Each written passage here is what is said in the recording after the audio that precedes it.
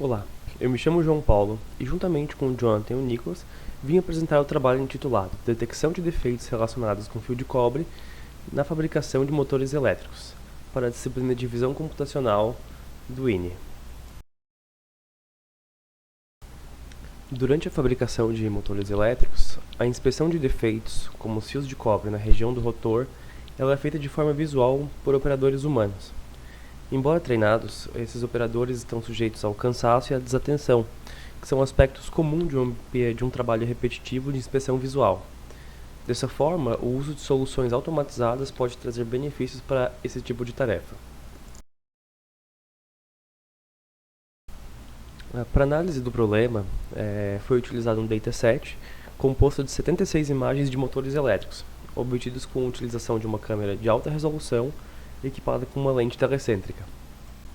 Essas 76 imagens são referentes a 6 modelos de motores diferentes.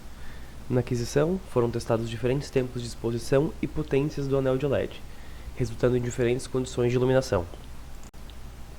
Para o trabalho, então, foram definidas duas abordagens distintas, uma baseada no método clássico de visão computacional e outra utilizando Deep Learning.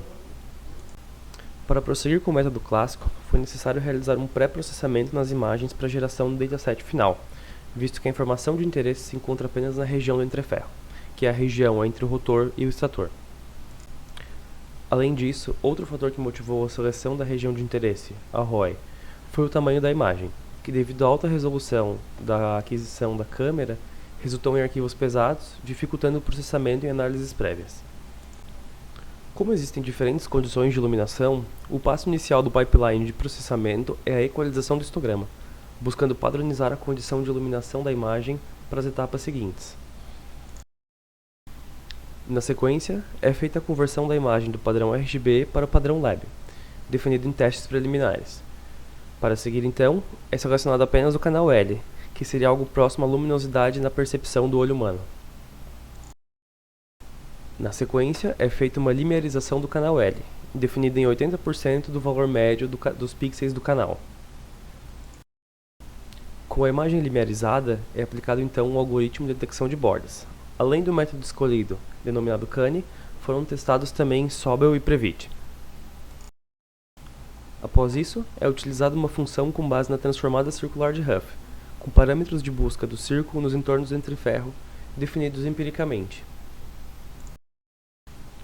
Com os dados de raio e centro encontrados anteriormente, mediante transformada circular de Huff, é realizada a retificação da imagem utilizando uma transformada polar.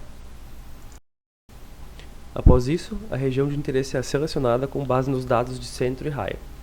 Com esse pipeline de processamento, foi possível reduzir em 95% o tamanho da imagem a ser processada. Bom, ainda no método clássico, vamos iniciar com a segmentação por espaço de cor. Essa se inicia com a conversão da imagem original, que é a imagem A, para o espaço de cor HSV. Após analisar o histograma HSV, que é a imagem B, foram definidos limiares para a binarização geral para todas as imagens. O resultado da binarização é apresentado em C, onde é possível perceber que, além do fio de cobre, existem algumas regiões do rotor presentes, provenientes da região selecionada no espaço de cor. Após isso, os objetos da imagem binária são filtrados por área na imagem D, onde são mantidos os objetos com área entre 100 e 1000. Por fim, o objeto de maior comprimento do eixo principal é selecionado, como podemos ver na imagem E. Para utilizar esse método na detecção de falhas, é considerada a porcentagem de linhas na imagem com valores não nulos. Na imagem F é apresentada a relação entre porcentagem e classes, sendo assim possível segmentar por meio de um limiar. É importante ressaltar que, no método clássico, mesmo a classe 0 que representa os exemplos que não há falha, existem linhas não nulas na imagem. Aqui, a taxa de linhas com valores não nulos chega até 0,36. Dessa forma, o método fica limitado a defeitos de fio de cobre superiores a esse valor. Já a abordagem pelo método de segmentação por métrica de similaridade consiste na comparação da imagem original, a imagem A, com o recorte da região de cobre, ambos em HSV.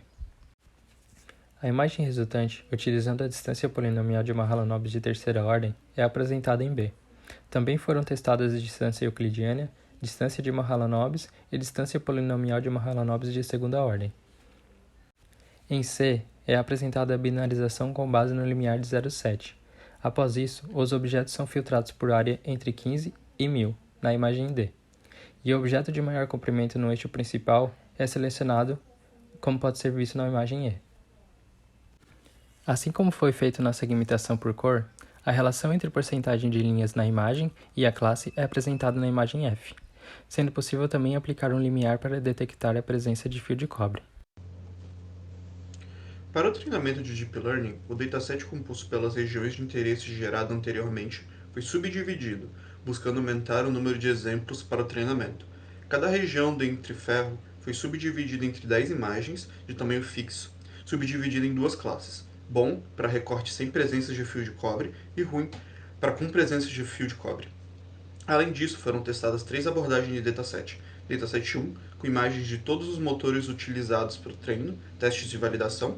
Dataset 2, com os motores utilizados para testes não estando presentes em treino e validação. E Dataset 3, com a mesma estratégia do Dataset 2, porém com equalização de histograma. Na etapa de treinamento, foi utilizada também Data Augmentation, disponível no MATLAB, com redimensionamento e rotação e espelhamento.